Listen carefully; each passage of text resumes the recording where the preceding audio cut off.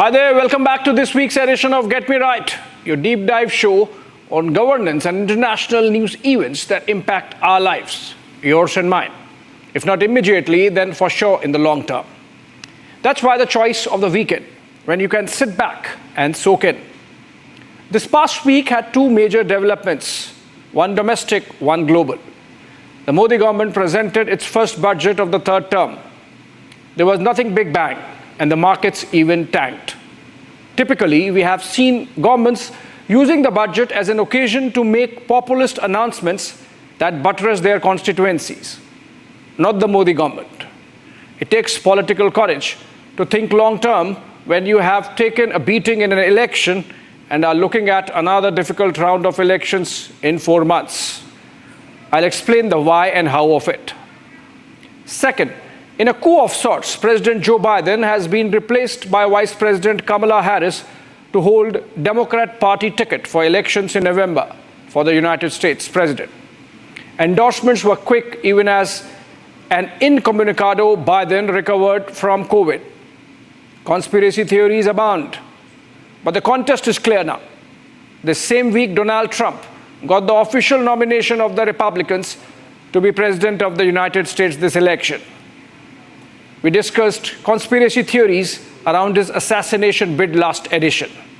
But this week, let's understand who between the two, Trump and Kamala, is a better deal for India, and for what reasons.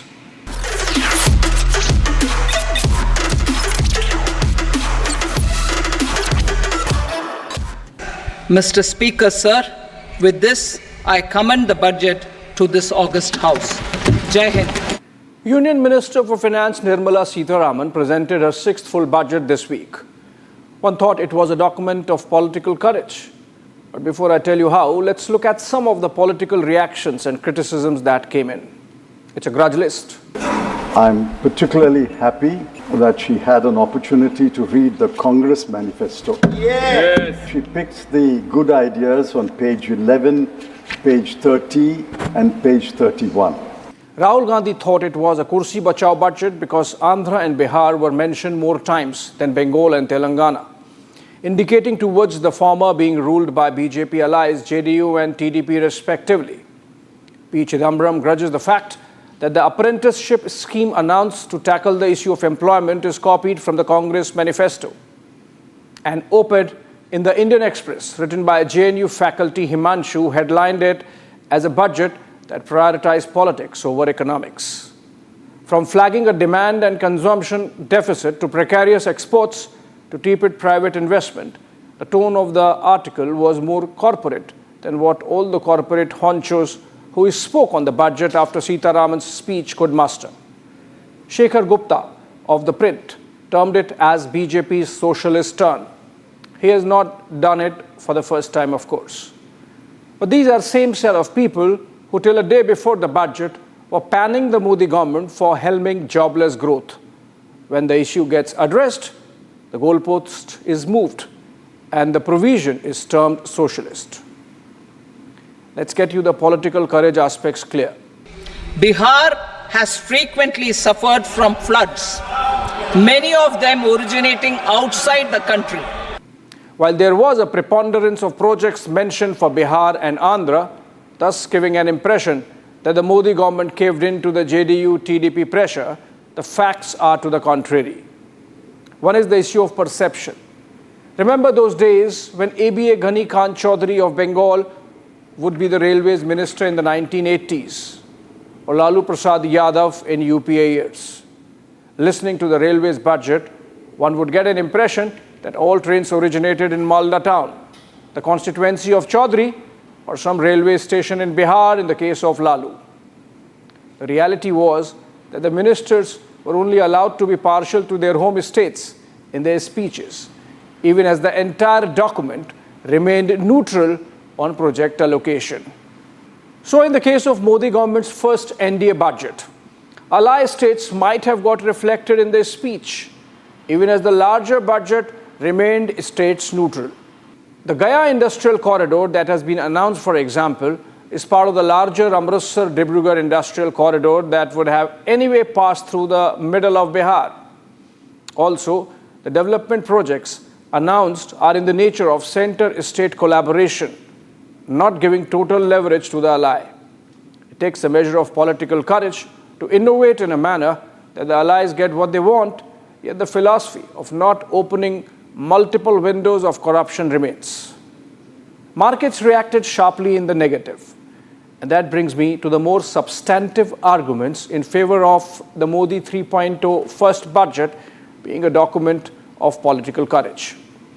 Much of the market's nosedive had to do with the increase in taxes that directly affect stock trading, both the short-term and long-term capital gains taxes, as also the securities transaction tax, the levy imposed for every trade you make in the markets.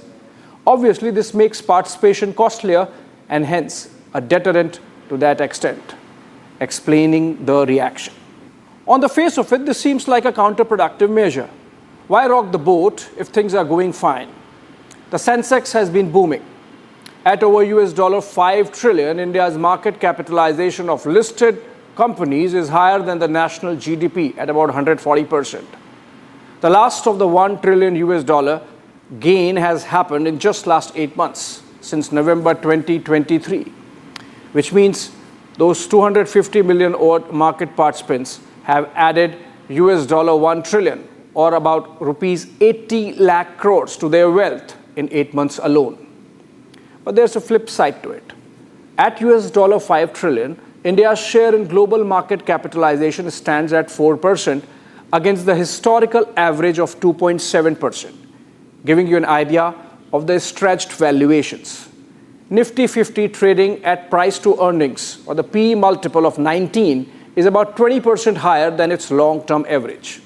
This is an indication that a lot of money supply is chasing limited good quality stocks, thus making them expensive. In fact, this made India one of the most expensive markets in the world. A day before the budget, Reserve Bank of India Governor Shaktikanta Das had warned that the market froth is not good. It was even creating some structural problems of liquidity in the banking system.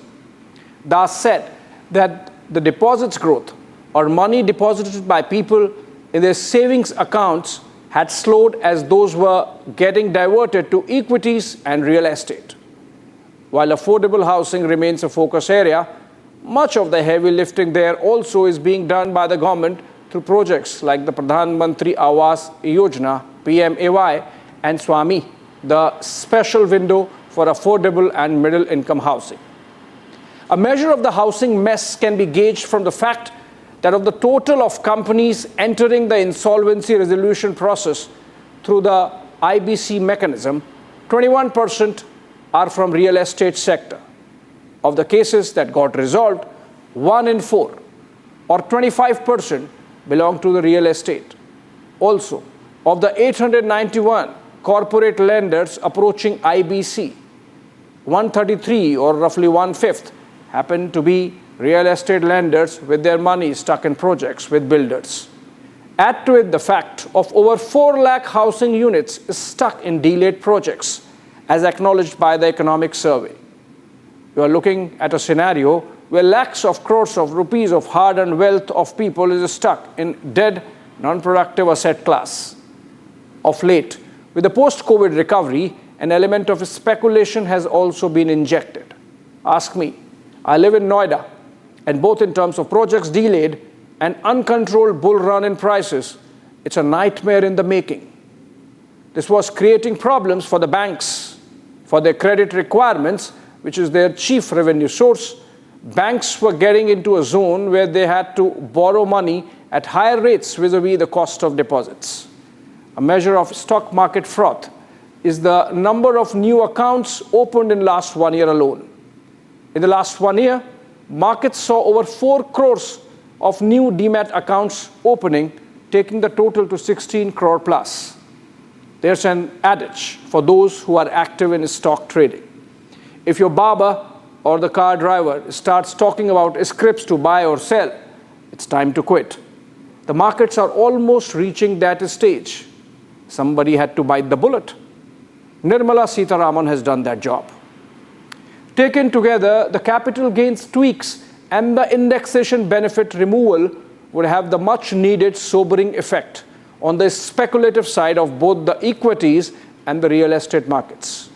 Who benefits from preventing the mayhem that was building up? Obviously, the middle classes. But that long-term nuance is missed by those who thought tax saving is only about tax slab changes.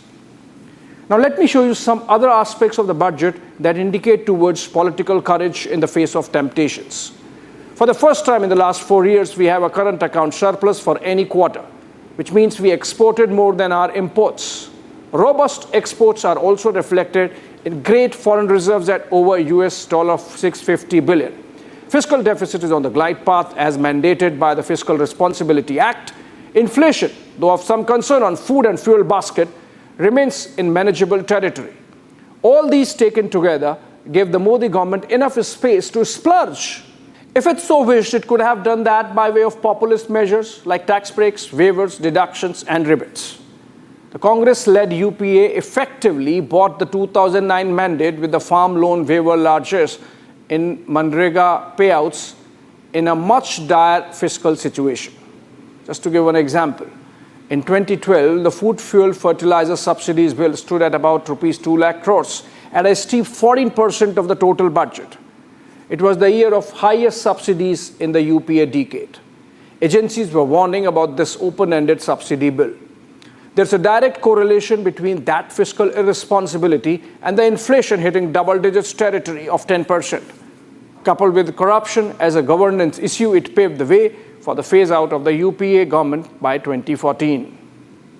In 2024, Sitharaman has succeeded in capping the subsidy bill at 8% of the total, even as the absolute figure of subsidizing welfare has almost doubled to rupees 3.8 lakh crores. The rupees 2 lakh crores allocated for giving a jobs push to the economy are, despite the fiscal deficit target getting downward revised to 4.9 against the 5.1% that was estimated in the interim budget just 4 months ago. Nobody would have accused the Modi government of irresponsibility had it stuck to that February figure. Imagine, after the reduced numbers in the Lok Sabha, any government would have developed political cold feet in Kursi Bachao mode. But Modi did not. The government is maintaining a fine balance between fiscal discipline and welfare measures, and despite reduced numbers in the Lok Sabha, with political courage.